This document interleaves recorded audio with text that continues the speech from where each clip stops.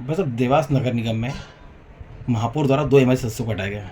ऐसी क्या स्थिति बनी और क्या कारण है कि इस तरह का निर्णय लिया गया? देखिए, मुझे भी अभी अभी पत्रकार बंधुओं के माध्यम से ये जानकारी मिली है कि हमारे 2 पार्षद श्री अजय तोमर जी, श्री राम यादव जी, जो एमआईसी के मेंबर थे, इनको एमआईसी में से हटा दिया गया है।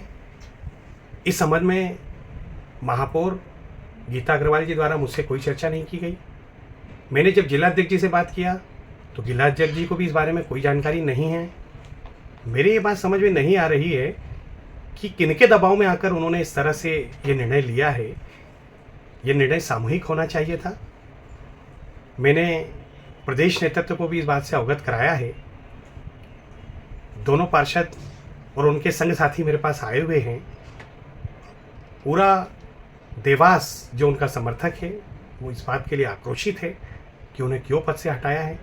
मैंने अभी सबको समझाइश दी है।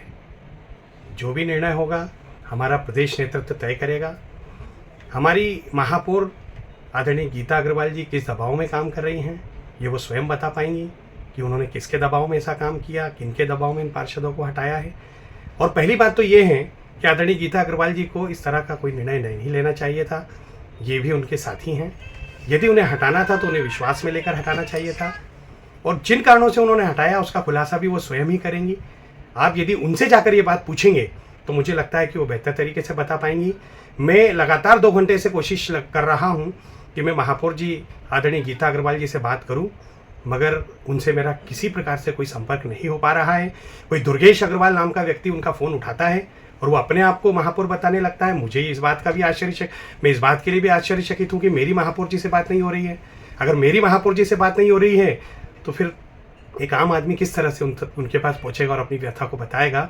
तो मैं स्वयं भी व्यथित हूँ और मैं इस बात की जानकारी प्रदेश नेतृत्व को दूंगा, उनसे निवेदन करूंगा। और फिलहाल तो हमने स्थिति को संभाले हुए हैं और हमारे पार्षदगण जो हैं वो प्रेस कॉन्फ्रेंस करने वाले थे, लेकिन मैंने उन्हें अभी रोका है कि इस तरह की कोई भी स्थिति अपने को नहीं करनी है। तो आपको लगता है परिषद हुई उस पर बड़ा एक बवाल देखने को मिला था, उस घटना के बाद शायद हो सकता है महापौर पति ने निर्णय लिया और महापौर प्रतिनिधि ने? देखिए, मेरा ऐसा मानना है, उस समय भी मेरे पास कुछ वीडियो आए थे, उसमें हमारी एक बहन पार्षद रितु सावनेर जी, उन्होंने कोई विषय उठाया था। इस तरह का विषय उठाना उनका अधिकार बनता है। वो नगर निगम की प्रतिनिधि हैं, नगर प्रतिनिधि हैं, तो नगर प्रतिनिधि होने के नाते यदि वो कोई भी बात कहती है तो उनकी बात को सुनना चाहिए। लेकिन जिस तरह का वो घटनाक्रम हुआ था उस घटनाक्रम पे भी चर्चा होनी है। ये हमारा आपसी मामला है, भारतीय जनता पार्टी का अंदरूनी मामला है। इस पूरे मामले को जैसा भी होगा हम सब एक साथ बैठकर इसको बहुत जल्दी हम लोग इसका निपटारा करेंगे।